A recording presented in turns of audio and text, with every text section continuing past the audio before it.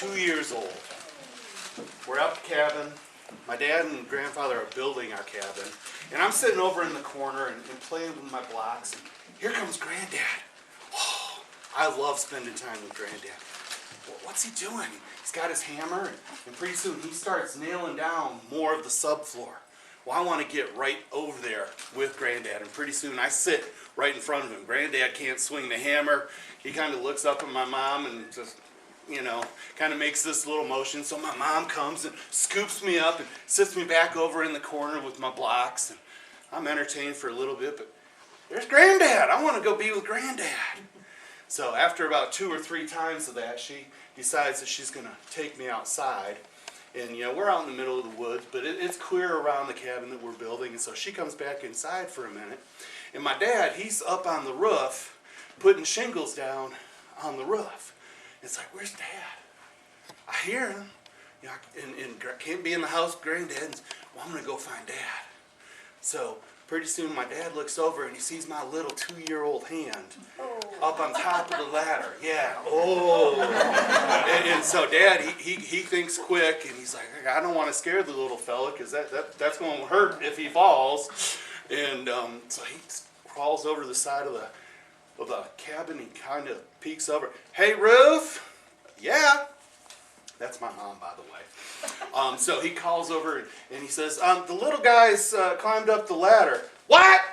Don't scare him. Just come around behind him and come up. And so then Dad slid back over and started talking to me. I just wanted to be by Dad, Couldn't be by Granddad, so I was going to try to be by Dad. You see, I learned pretty early in life that if I wanted to spend time with my dad or my grandfather, I had to be doing what they were doing.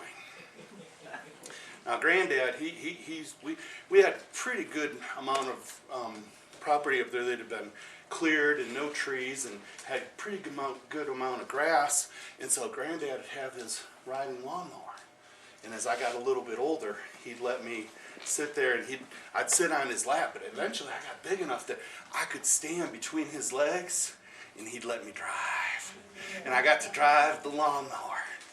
Learned to drive that before I could ride a bike. And had great fun just mowing grass, sitting there between Granddad's legs. And, I help, wanted to help him.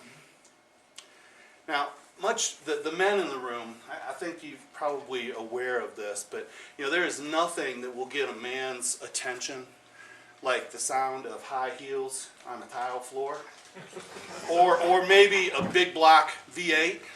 Right?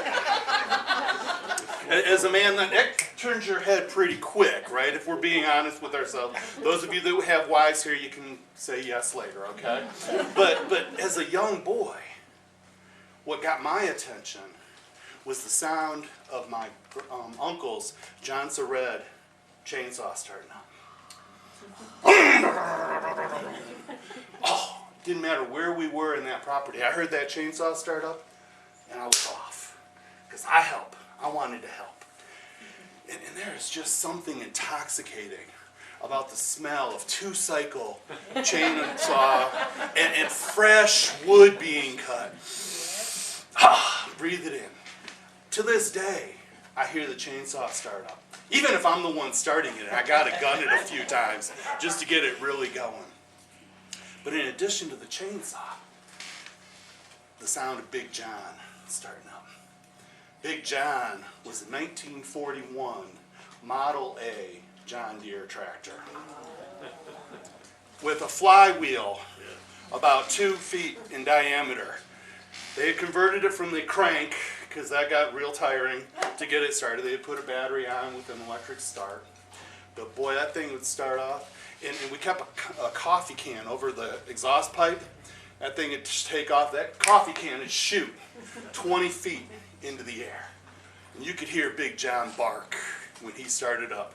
Didn't matter where you were at on those 20 acres. I came a running. Because I wanted to help.